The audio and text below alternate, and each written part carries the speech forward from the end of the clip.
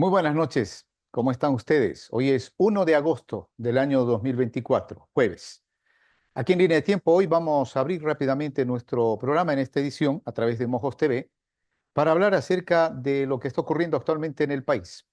Con bloqueos, la administradora boliviana de carreteras, la ABC, ha informado de por lo menos, unos 100 puntos de bloqueos en diferentes carreteras del país, 100 bloqueos. Y también, obviamente, hay en capitales de departamento. El caso, por ejemplo, en Trinidad no. Algunas otras capitales también, seguramente, el transporte urbano no ha parado. Y en el caso del Beni, el transporte libre ha determinado no acatar esta determinación para bloquear las carreteras. Estamos hablando de el transporte confederado, del transporte confederado. Bien, ¿qué otro tema vamos a abordar hoy día aquí en Línea de Tiempo? Hay una situación que evidentemente cruza entre lo económico y lo financiero. Y queremos saber cuál es en este momento la situación financiera en el país, en cuanto a depósitos, en cuanto a créditos y en cuanto a la mora. Para ello estaremos conversando con don Omar Velasco, analista económico, y con él conoceremos cuál es la radiografía en este momento del sistema financiero en Bolivia. Más adelante conversaremos con don Daniel Cazorla, es director de la Agencia Nacional de Hidrocarburos, para conocer, porque esto es importante que sepamos, qué reservas tiene en este momento el departamento del Beni en cuanto a gasolina, ¿cierto? Para cuántos días la autonomía y si se está distribuyendo pues mejor que los anteriores días porque había muchas filas. O si, evidentemente, se tienen que hacer ajustes urgentes. ¿Por dónde se está recibiendo la gasolina? Tomando en cuenta que estamos con un bloqueo en San Julián y ya tiene varios días. Entonces, sobre este tema, y obviamente el tema de diésel, estaremos conversando con don Daniel Cazorla. Hablaremos con el viceministro de Coordinación Gubernamental, Gustavo Torrico, aquí en el programa En Línea de Tiempo. ¿Qué dice sobre ese pedido que ha hecho algún dirigente del transporte de adelantar las elecciones presidenciales, las elecciones nacionales? ¿Y qué dicen también los cívicos de Santa Cruz? ¿Cuál es su opinión? ¿Vale o no vale? ¿Tiene peso o no tiene peso lo que manifestaron también los cívicos de Santa Cruz en relación a esto? ¿Será el momento oportuno para pedir que se adelanten las elecciones? ¿Qué nos dice don Gustavo Torrico, viceministro de Coordinación Gubernamental? Y aquí en Línea de Tiempo, en este 1 de agosto, hoy también estaremos volviendo a volcar la mirada a Venezuela. Conversaremos con una colega periodista para saber cuál es la situación en este momento que se tiene actualmente en nuestro hermano país. Nada más entonces, señoras y señores, aquí comienza nuestro programa. De inicio quiero mostrarles pues estas imágenes que se dieron anoche cuando el presidente, junto a ministros, inauguraba una sala de monitoreo para conocer en tiempo real lo que estaba pasando, lo que está pasando actualmente con el descargue de combustible en el puerto de Arica. No solo eso, sino también el transporte. También tiene información en tiempo real de lo que pasa en diferentes carreteras, es decir, los bloqueos, etcétera, ¿no? Los reportes que hace la ABC. Bien, de inicio, simplemente un apunte para entrar en este tema del descargue de combustible. El primero de 4 navíos, dice la información, cargados con combustibles destinados al mercado boliviano, ha logrado finalmente amarrar en la terminal de Sica Sica de Arica, permitiendo la conexión con el oleoducto Sica Sica Arica. Este avance facilitará la descarga de 33.000 toneladas métricas de diésel provenientes de Rusia, crucial para mitigar el déficit de combustible en Bolivia, dice esta información. La operación se desarrolló conforme a lo indicado por el capitán de Puerto Arica, Cristian León Zavala, quien detalló que la Autoridad Marítima de Chile autorizó de manera temporal y excepcional, entre comillas, el uso del recinto portuario de yacimientos petrolíferos fiscales bolivianos. Esta medida se tomó tras identificar una ventana, escuche bien, tras identificar una ventana de condiciones climáticas favorables que permitieron el amarre. Durante estos últimos días, evidentemente, hubo mucho oleaje, había mucha marea, por lo tanto, era difícil poder realizar técnicamente todo esto. Al final, el petrolero CEINEP asistido por los remolcadores Grey y Neptuno, inició sus maniobras de atraque en las primeras horas de la mañana de este jueves 1 de agosto. Según las proyecciones del capitán León, el buque realizará un desembarque parcial desde su conexión al oleoducto hasta aproximadamente las 5 o 6 de la tarde de hoy. Y pues de ahí se tendrá que esperar un lapso para que vuelva nuevamente a estar en condiciones. La marea, fundamentalmente, ¿no? Entonces, eso es lo que se tiene el reporte en este jueves. Señoras y señores, sean bienvenidos a que comienza la línea de tiempo. Les muestro lo que dijo el presidente Arce anoche al hablar sobre este tema.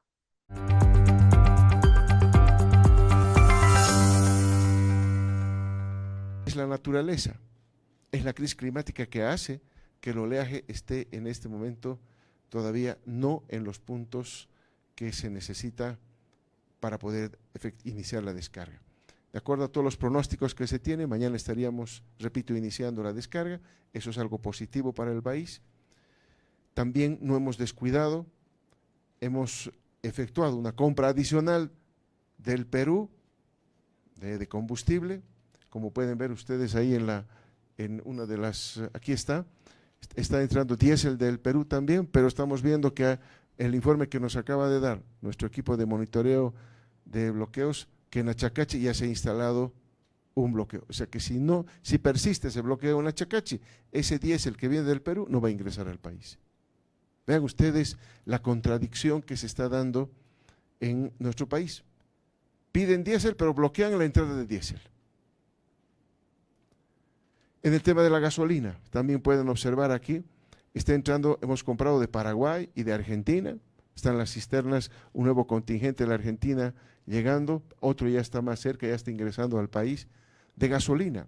Y gasolina no hemos descuidado, no es el problema la gasolina, como lo hemos dicho desde un inicio, nos hemos tomado el cuidado de que no falte la gasolina en el país, sabemos de la necesidad que tiene el pueblo boliviano de movilizarse con gasolina y claro, eso demanda felizmente las entradas que estamos viendo de la gasolina, tanto por Paraguay, que se levantó también un bloqueo que estaba existiendo ahí, ¿no? Que felizmente se levantó, y por Argentina, escuché ahí un alcalde que decía que no entra nada por Argentina, ustedes pueden ver que entra gasolina por la Argentina, ¿no? Lo que claramente fija en realidad lo que en el fondo estamos viendo, que esto es un tema político.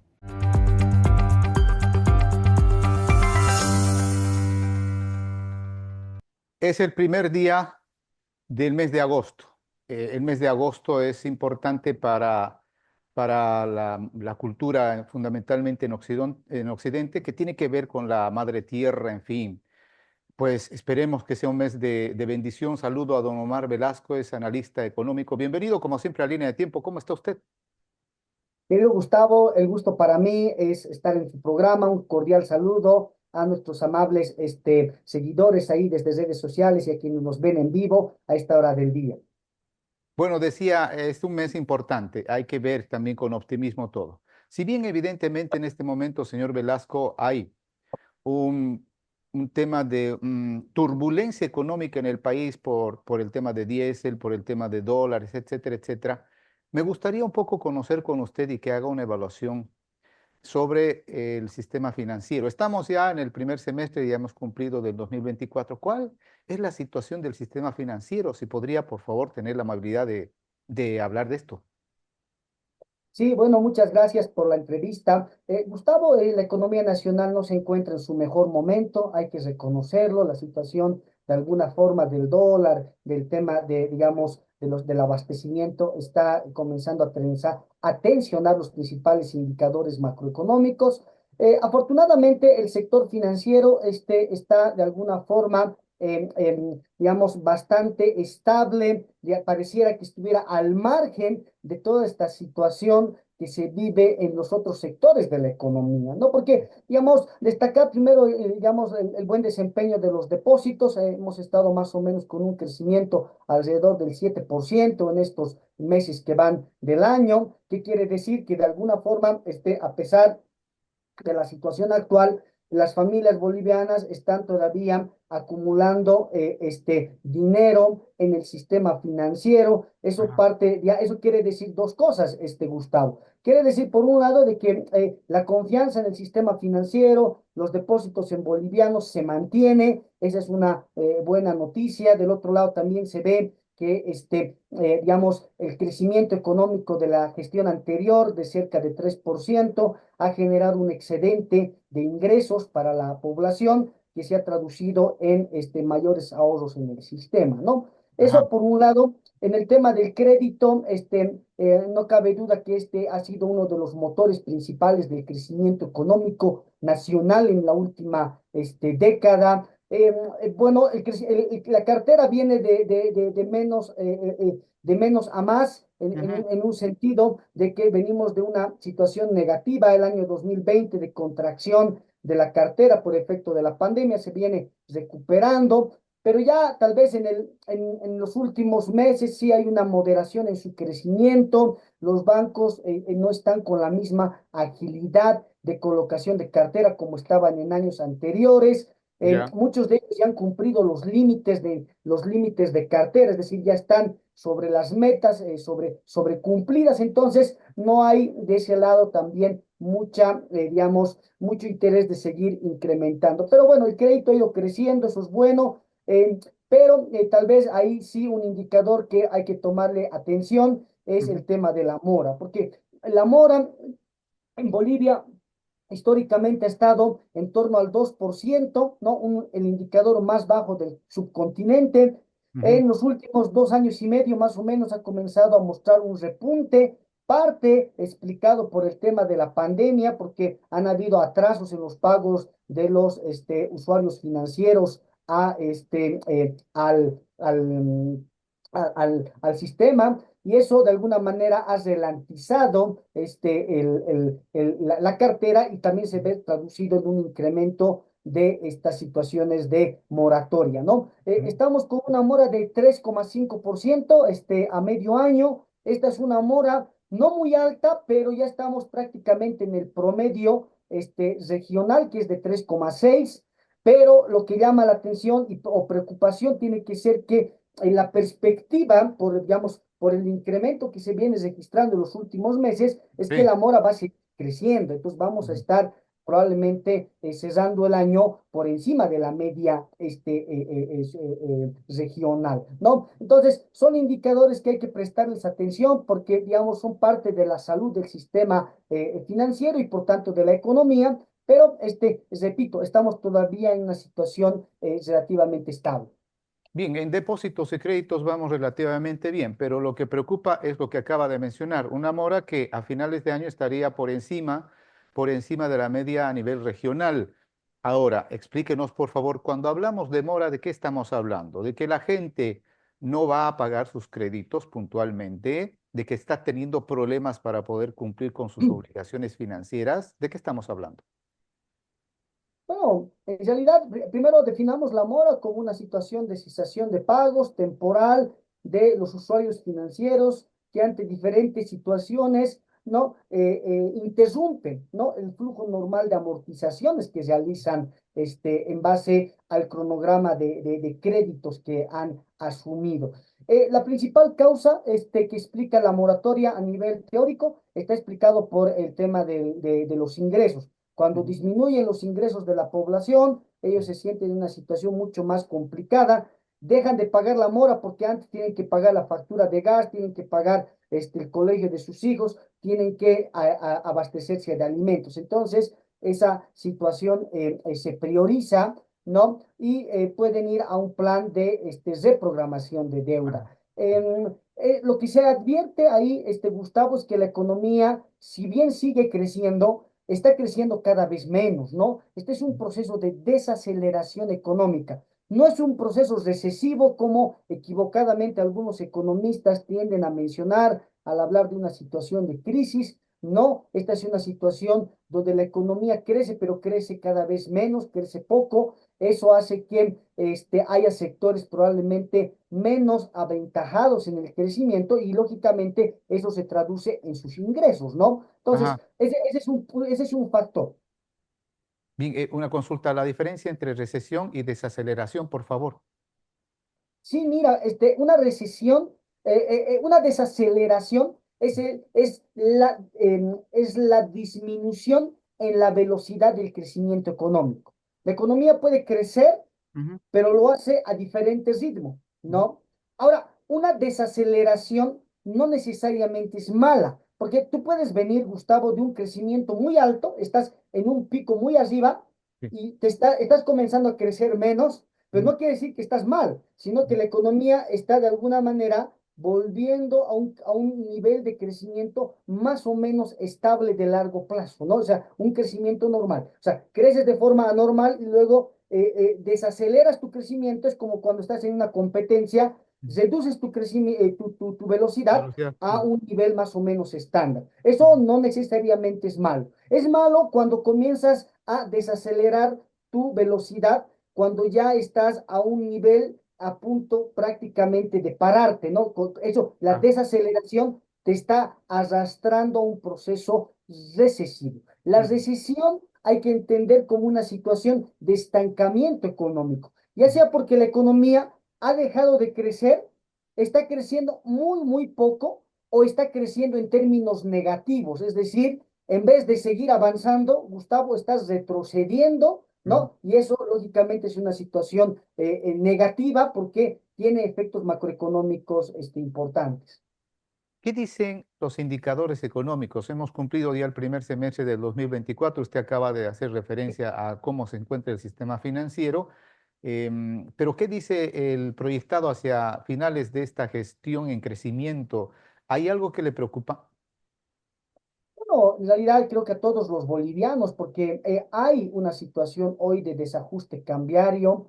Ujú. Mira tú, a ver, lo voy a explicar sí, muy cortito para que la gente Sí, entienda. por favor. Eh, eh, bueno, Bolivia vive un estrés de dólares, un estrés de divisas en general desde hace cerca de 2 años, que Ujú, en principio era leve, ha ujú, pasado a ser moderado y hoy se ha vuelto en una situación mucho más aguda. Eso ha producido un desdoblamiento del tipo de cambio ujú, entre el oficial y un tipo de cambio paralelo que se ha comenzado a divorciar del oficial. ujú. En el tiempo, este desdoblamiento ha superado el 50% de brecha cambiaria, que en economía nosotros técnicamente, este no es un tema, digamos, de especulación, en términos económicos eso se conoce como crisis cambiaria. Ujú, La crisis cambiaria es cuando una moneda pierde valor de forma sustancial y lo hace en un periodo corto de tiempo.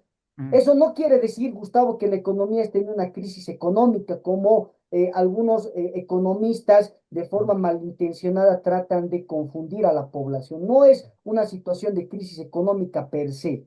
El problema, Gustavo, es que esta situación de crisis cambiaria puede conducir a una situación de crisis económica, porque en realidad esta brecha cambiaria se convierte, por un lado, en una situación de paralización de las importaciones. Sí. Los canales normales de producción se van ralentizando, eso desacelera la producción, desacelera el consumo y eso genera un proceso de estancamiento que es al que no hemos llegado, pero potencialmente podríamos llegar. Del otro lado, genera un proceso inflacionario porque se traspasa el costo financiero del dólar Ujú. a los bienes finales. Hoy vivimos una situación de incremento de costos Ujú. para los productores que podría traducirse en un incremento de bienes finales para el Claro. consumidor, que todavía no es fuerte, es un Ujú. incremento pequeño el que hay que entender que se está produciendo, pero puede generar una situación, digamos, mucho más complicada. Entonces,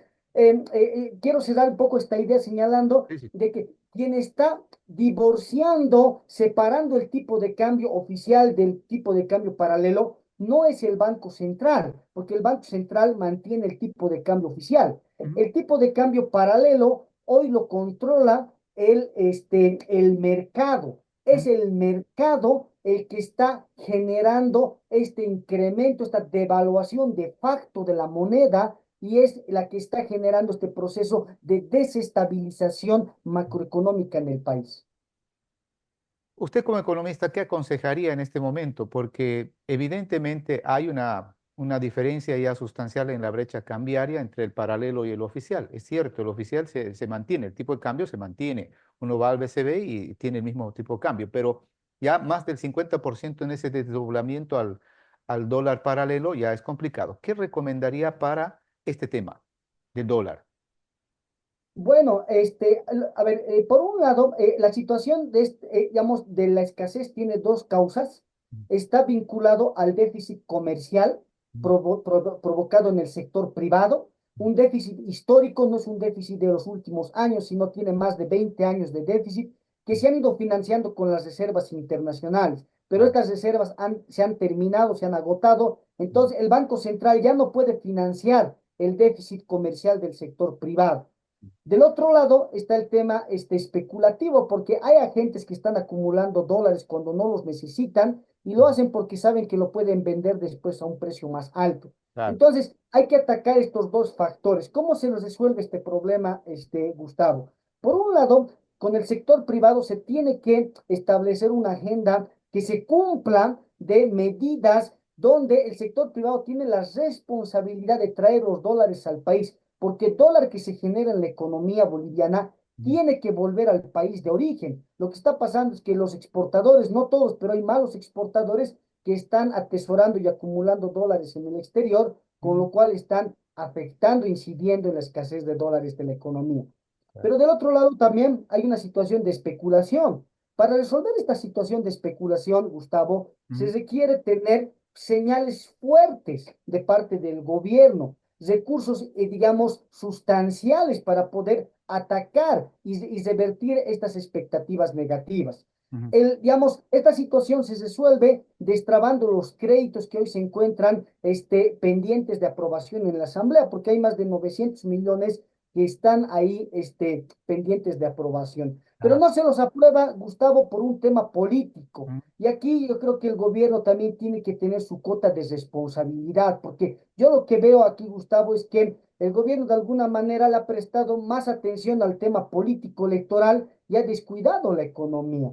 Esta situación de divorcio, de fractura en el movimiento al socialismo, este intento de querer sacar a Evo Morales de la carrera electoral, por supuesto, tiene consecuencias, porque lo que está haciendo del otro lado, se están frenando los créditos en la Asamblea.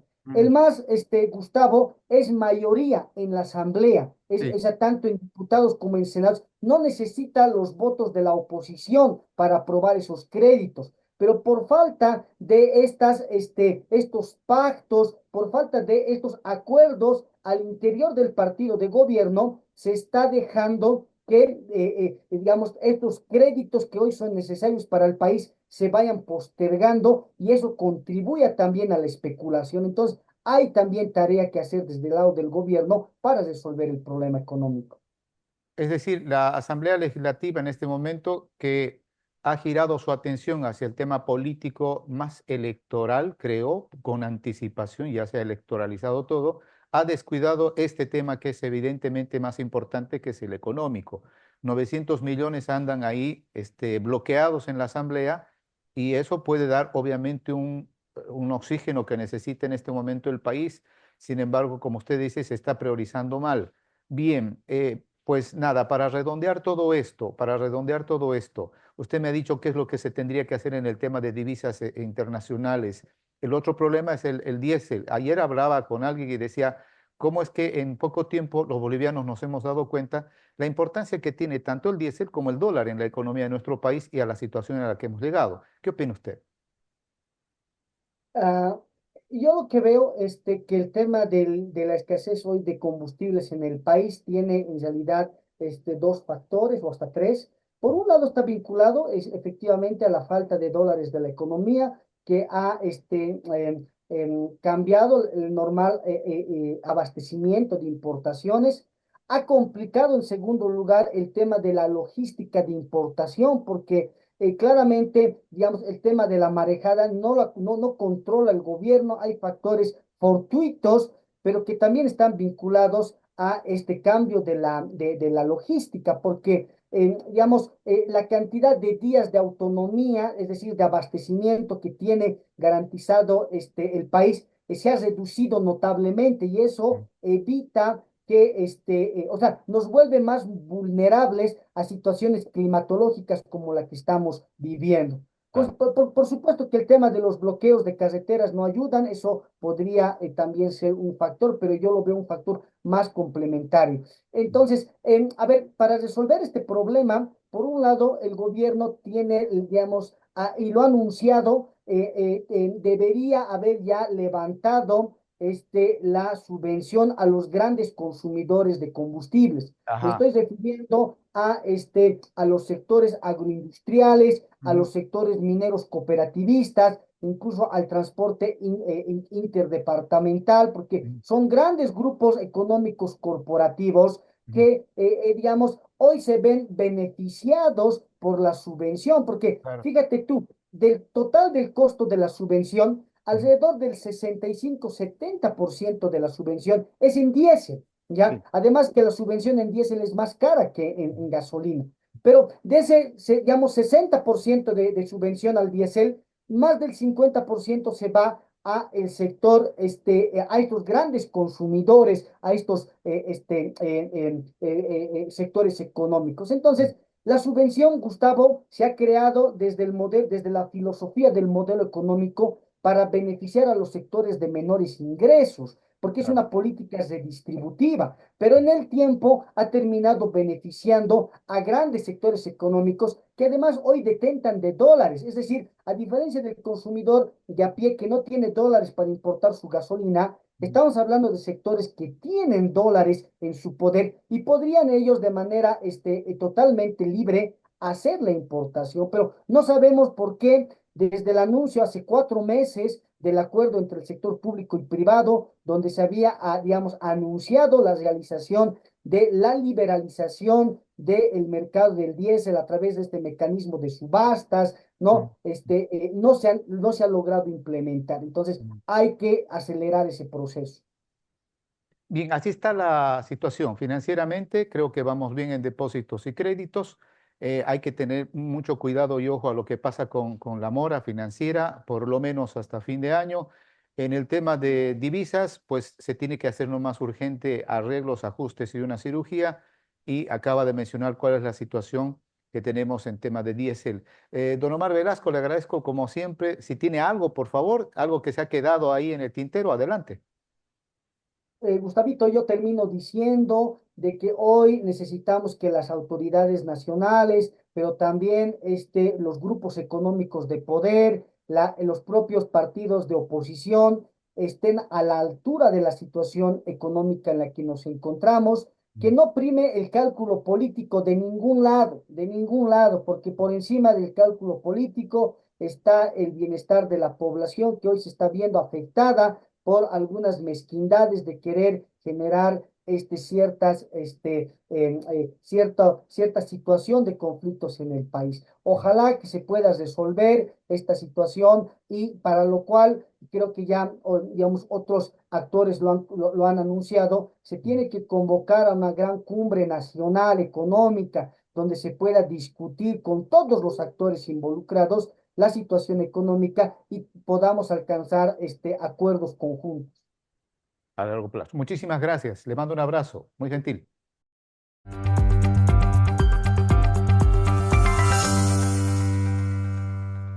Vamos a ir al primer corte. Al retornar, vamos a tener dos entrevistados, hablando el primero sobre la cantidad de combustible que se tiene actualmente en depósitos aquí en el departamento de Beni. Sobre la autonomía, ¿para cuántos días servirá este combustible? Estamos hablando de gasolina. ¿Qué pasa con el diésel? ¿Qué opina de las filas y de la gente que está buscando combustible en diferentes estaciones de servicio? En fin, sobre este tema hablaremos con don Dani Cazorla, es el director distrital de la ANH en Beni. Y hablaremos con don Gustavo Torrico, viceministro de Coordinación Gubernamental, para echarle un vistazo a cómo está en este momento la política y este tema económico, todo casado. Al retornar de la pausa.